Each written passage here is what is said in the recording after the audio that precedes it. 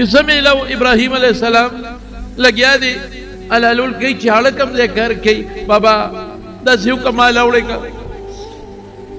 ستا سترګې زما سترګو ته مخامخ لاس دې رپېږي نه چې کولی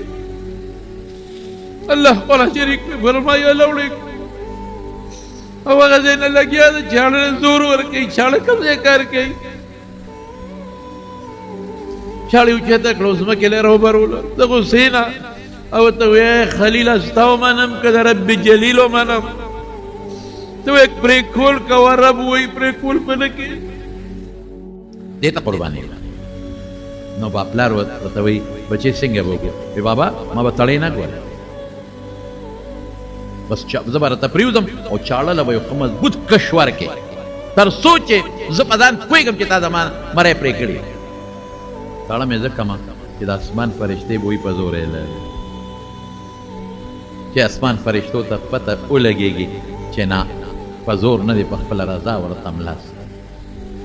ابراهیم علیه السلام غریب خو لاس رپي بوډا سپین ګیری دی وار پار د انسان نه خطی ښځه بچې داسې به وکړو بیا ورته وایي چې نه بابا دا یو کار وکړه دا فیصله بدله داسې کار وکړه زما نه دا کمیس روغ وباس دا کمیس وباسم ځکه چې زه کله حلال شم او دا کمیس ته مانه وباسې نو بیا روغ نه شي ایستی شلېدلی به وځي نو مور به مې وایي په زور حلال کړی دی کمیس یې وله شلولی دا کمیس زما نه روغ وباس او بابا لاس پې وتاړه ولې هسې نه ستا بوډی لاس تې رپېږي او چاړه پوره زر را نه ښکلی شي نو د الله حکم کې ناراستي را نه شي او بابا بیا به داسې وکړي چې زما حلال شمه ما دا کمیس په زما د وینو کې ولړی زما مور له به یوسې زما مور به خفوي ما په زما مور ته به ووایي چې ګوره اسماعیل په رضا د خدای حکم ته ملاسې دا د روغ کمیس مې تیستی دی په ژوند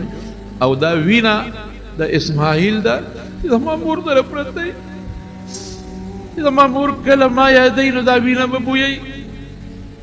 زما په دې وینې به هغې ته تسلي حاصلېږي رونو ډېر ګران کار دی فلما تله للجبین چې سمې له ابراهیم علیه السلام لګیا دی الالول کوي چې هاړه کم ځای کار کوي بابا داسې وکړه ما لاوړې که ستا سترګې زما سترګو ته مخامخ لاس دې رپېږي نه چې کولی الله قرآن شریف کې فرمایي لاوړې او هغه ځای نه لګیا دی چې هاړه زور ورکوي چې هاړه کم ځای کار کوي شاړې اوچته کړه ځمکې له راوبرولو د غوسې نه او ته وایې خلیله ستا ومنم که د رب جلیل ومنم ته وایې پرېکول کوه رب وایي پرېکول په نه کې او حضرت جبریل علیه السلام د جنت نه یو ګډ را په مخه کړ هغه ځای نه اواز کوي الله اکبر الله اکبر اسماعیل علیه السلام پوه شو او لا اله الا الله والله اکبر ابراهیم علیه السلام وی الله اکبر